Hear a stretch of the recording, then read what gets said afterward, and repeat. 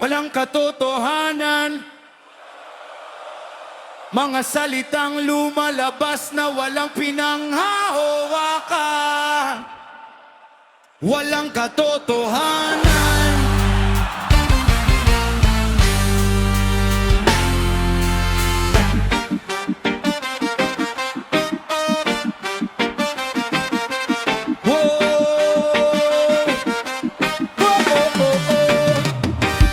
May narinig ka lang sa kabilang kanto, ikinwento mo agad na parang sigurado. Konting detalye ay dinagdagan pa hanggang sa katotohanan ay hindi na makita. Ang salita ay parang hangin na lumilipad, kapag pinakawalan ay mahirap nang pigilan. Maraming nasasaktan, maraming naapektuhan sa kwentong wala namang katotohanan. Bakit ba mahilig sa usapang walaman? Bakit ba gustong gusto ang paninira ng kapwa? Kung hindi mo alam ang buong istorya, mas mabuting manahimik na lang muna. Walang katotohanan, puro haka-haka lang, mga salitang lumalabas na walang pinanghahawakan.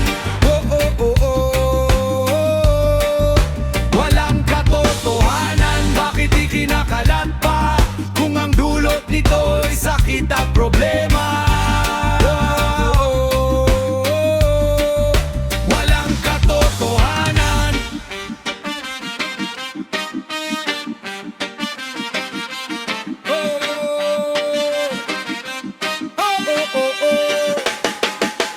Sa social media at sa bawat tumpukan, mabilis ang balita kahit walang katibayan. Kapag may bagong kwento, agad pinagpiestahan, kahit wala namang malinaw na katunayan. Hindi lahat ng nakikita ay totoo, hindi lahat ng naririnig ay sigurado. Kaya mag-isip muna bago magsalita, baka isang tao ang iyong mapahamak pa.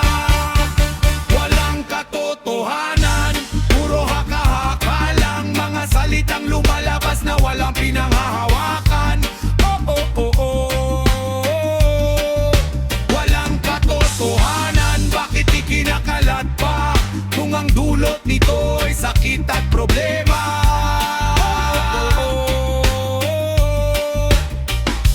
Kung may duda, alamin muna ang totoo. Huwag magdagdag ng kwento para lang may maikwento. Ang dangal ng tao'y hindi laruan, hindi dapat gawing sentro ng usapan. Darating ang araw na mabubunyag lahat, ang totoo'y lilitaw kahit gaano man itago. At ang mga nagpakalat ng maling salita, sila rin ang haharap sa bunga ng ginawa. Walang katotohanan, tigilan na ang gulo. Mas magandang magkaisa kaysa magbangayan dito. Oh, oh, oh, oh.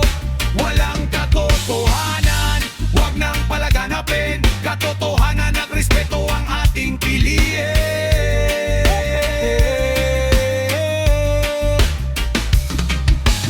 Oh, oh, oh, oh, oh, oh, oh, i-applans ka. Katotohanan ng ilaw sa dilim. Walang katotohanan, hindi dapat pinaniniwalaan. Yeah, yeah.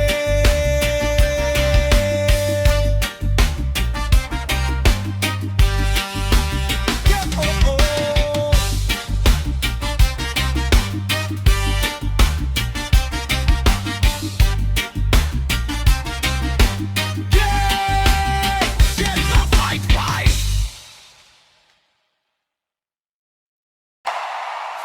Hard rock in the action bag out. One more oh, hari ng invento. Kanana, kanana, amana, amana, amana. Sa umaga pa lang may balitang dala, hindi pa sigurado, kinakalat na nila. Konting nakita, dinagdagan pa hanggang ang katotohanan ay hindi na makita. Sa bawat kanto may usapang bago, panggalan ng iba ang laging sentro. Di man nila alam ang tunay na kwento,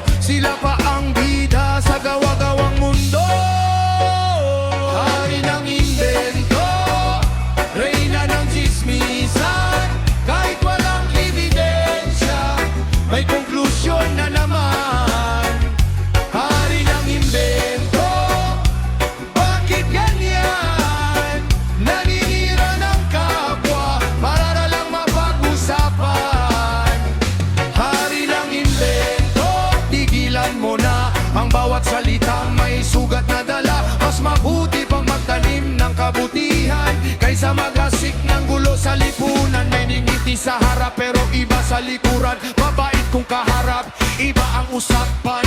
Parang apoy na mabilis kumalat. Kapag chismis ang dalawa lang nakakalitas. Hindi lahat ng narinig ay totoo. Minsan ang kwento ay puro invento. Kaya mag-isip muna bago magsalita. Baka isang buhay ang iyong masira. Hari ng invento, reyna ng chismisan. Kahit walang ebidensya, may konklusyon na naman. Hari ng invento, bakit ganyan? Naninira ng kapwa para lang mapag-usapan. Kung may problema, harapin ng tama. Huwag gawing libangan ang buhay ng iba. Respeto at pag-unawa ang kailangan. Hindi paninira at kasinungalingan. Darating ang araw, lalabas ang totoo. Lahat ng kasinungalingan ay mabubunyag din ito. Kaya bago magsalita, timbangin ang salita. Dahil ang karma hindi nakakalimot kailanman. Hari ng invento, panahon ng magbago. Iwanan ng chismis at lumakad ng matino. Di ng invento, pakinggan mo ito. Mas maganda ang mundo kung katotohanan ng uso. Oh, oh, oh. Reggae dub non-stop, katotohanan ng panalo. Hari ng invento, tama na, tama na. Na na na na na na na na na na na na. Ang datang ng taong orihinal na likang katawagan. Marites ang naging popular na tawag sa mga taong mahilig sa chismis o pagkalat ng chika sa kulturang Pilipino. And Wikipedia!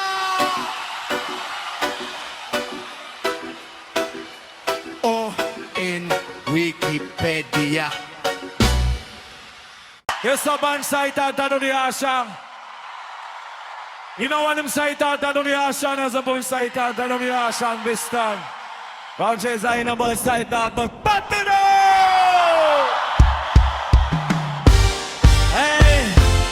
Nagagang sora na lang sayta sahin. Ano wala na sahin? Hey, hey! Paglabas ko ng bahay, may matang nakamasid. Bawat kilos at galaw ko parang laging nasisilip. Hindi ko man alam kung ano ang dahilan. Bakit pangalan ko'y laman ng usapan na nagsasabing ganito, may nagsasabing ganon. Habang lumalaki ang kwentong walang tugon, hindi ko naman sila pinakikialaman. Pero buhay ko ang kanilang pinag-aabalahan. Nakakapagod ding marinig ang mga haka-haka. Pero mas pinili kong manahimik kaysa makipagtalo pa. Usap-usapan lang ako, saan man mapunta. Parang ako ang bida sa kwentong gawa nila. Kung ano-anong salita, ang kanilang binibitawan. Kahit wala namang sapat na katibayan. Usap-usapan lang ako, pero ayos lang sa akin. Hindi ko hahayaang sirain nila ang aking hangarin. Dahil alam ko ang totoo sa aking sarili. At iyon ang mahalaga sa huli. Habang sila'y abala sa paghusga sa akin, unti-unti kong inaabot ang mga pangarap kong bituin. Hindi ko kailangan patunayan ang lahat sa mga taong sa chismis lang kumakapit. May mga pagkakataong gusto kong sumagot, pero alam kong wala ring mababago sa kanilang isip at loob. Kaya pinili kong magpatuloy sa paglakad at hayaan ang panahon nang siyang umadagulak. Kapag ang katotohanan ay hindi kailangang isigaw, darating ang araw na kusa itong lilitaw. Usap-usapan lang ako, saan man mapunta. Parang ako ang bida sa kwentong gawa nila. Kung ano-anong salita ang kanilang binibitawan. Kahit wala namang sapat na katibayan. Usap-usapan lang ako, pero ayos lang sa akin. Hindi ko hahayaang sirain nila ang aking hangarin. Dahil alam ko ang totoo sa aking sarili. At iyon ang mahalaga sa huli. Kung may oras silang bantayan ang bawat galaw ko, mas mabuti siguro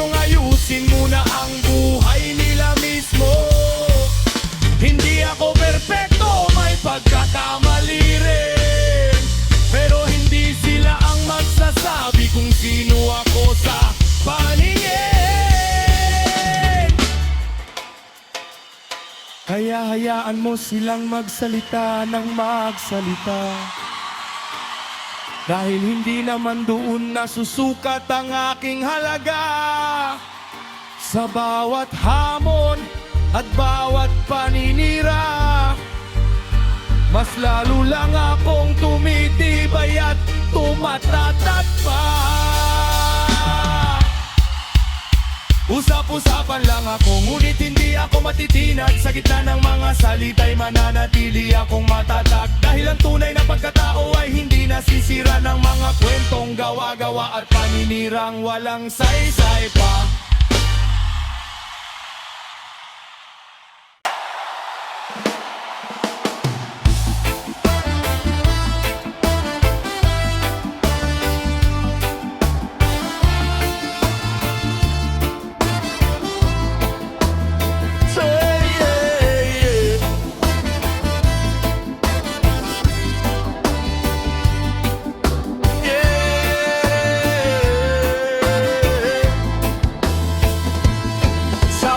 Kanto, may balitang bago. Pangalan ng iba ang laging paksa mo. Hindi pa sigurado, ikinakalat na agad. Parang hangin ng salita, saan-saan lumilipad. Akala mo'y tama ang lahat ng narinig, kahit kulang sa katotohanan ng bawat tinig. Habang abala ka sa buhay ng iba, sarili mong problema hindi mo makita. Mabilis magsalita, mabagal mag-isip, kaya maraming pusong nasasaktan sa paligid. Bibig na walang preno, walang tigil sa kwento.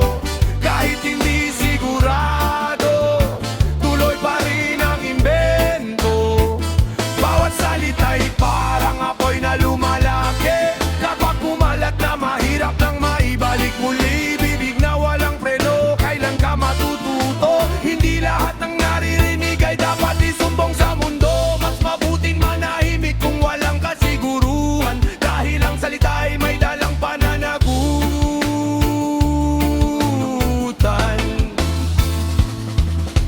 Maraming pagkakaibigan ang nasira dahil sa chismis na walang basihan at saysay pa.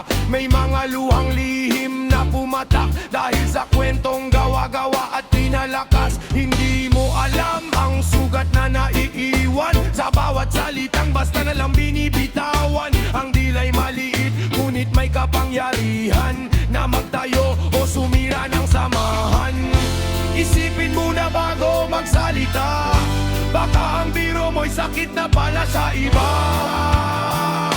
Bibig na walang preno, walang tigil sa kwento. Kahit hindi sigurado, tuloy pa rin ang imbento. Bawat salita'y parang apoy na lumalaki. Kapag pumalat na mahirap nang maibalik muli. Bibig na walang preno, kailan ka matututo? Hindi lahat ng naririnig ay dapat isumbong sa mundo. Mas mabuting manahimik kung walang kasiguruhan, dahil ang salita ay may dalang pananagutan.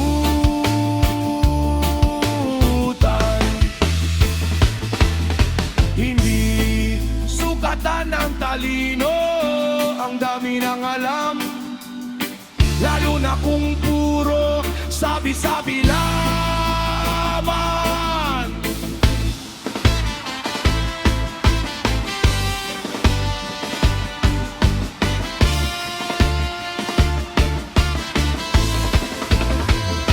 Bibig na walang preno, walang tigil sa kwento.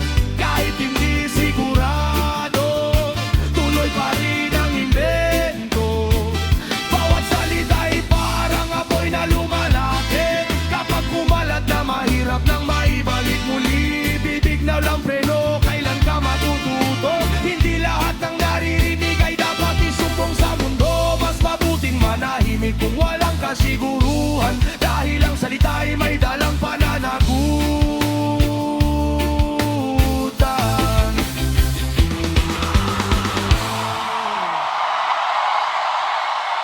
Aniwala ni Sinama Online, Isama Lotion, Somebody Musical Class, Ginawang man lang, kundi sa aling siya.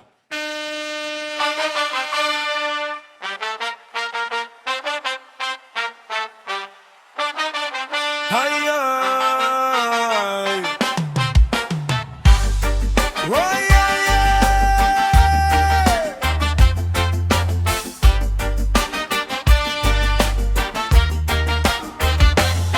Tahimik lang akong naglalakad sa daan,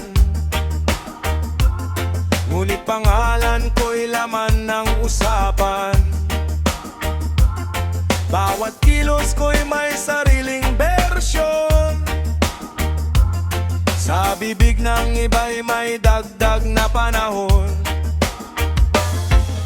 Hindi ko alam kung bakit ganon, buhay ko'y parang palabas. Ano ngayon abangan ko'y abala sa aking pangarap. Kayo na may sa tsismisan nakatambay at sapat, pero hindi ko hahayaang ako'y bumagsak sa mga salitang walang katapat na katotohanan. Bida sa kwento ng iba kahit di ko alam, ako ang laman ng usapan sa bawat tagpuan. Gumagawa ng istoryang walang pinagmulan, pero ako'y tatawa lang at magpapatuloy pa rin naman. Bida sa kwento ng iba sa araw at gabi, kahit anong sabihin nila hindi ako madidisgrasya dito, dahil ang katotohanan ay kusang lilitaw, at ang kasinungalingan ay kusang mawawalan ng ilaw.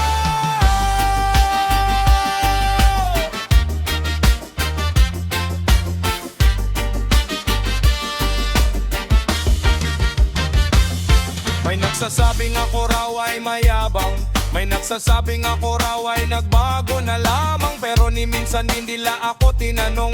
Mas pinili nilang gumawa ng sariling kahon. Ang galing ang manghusga mula sa malayo, pero hirap makita ang tunay na pagkatao sa bawat tsismis na inyong ikinakalat. Mas lalo lang ako natututong maging matatag. Hindi ko kailangang makipagsabayan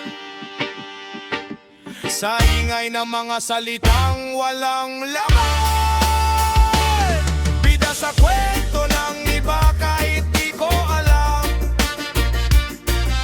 ako ang laman ng usapan sa bawat tagpuan. Gumagawa ng istoryang walang pinagmulan, pero ako'y tatawa lang at magpapatuloy pa rin naman. Bida sa kwento ng iba sa araw at gabi, kahit anong sabihin nila hindi ako madidisgrasya dito, dahil ang katotohanan ay kusang lilitaw, at ang kasinungalingan ay kusang mawawalan ng ilaw. Kung may oras kayong pag-usapan ako, mas mabuti pang ayusin nyo ang mundo nyo. Hindi ko kontrolado ang isip ng tao, pero kontrolado ko ang landas na tinatahak ko. Bida sa kwento ng iba, pero hindi ako apektado sa bawat salitang binitawan. Lalo akong tumitibay dito, hayaan silang magsalita hanggang sila'y mapagod.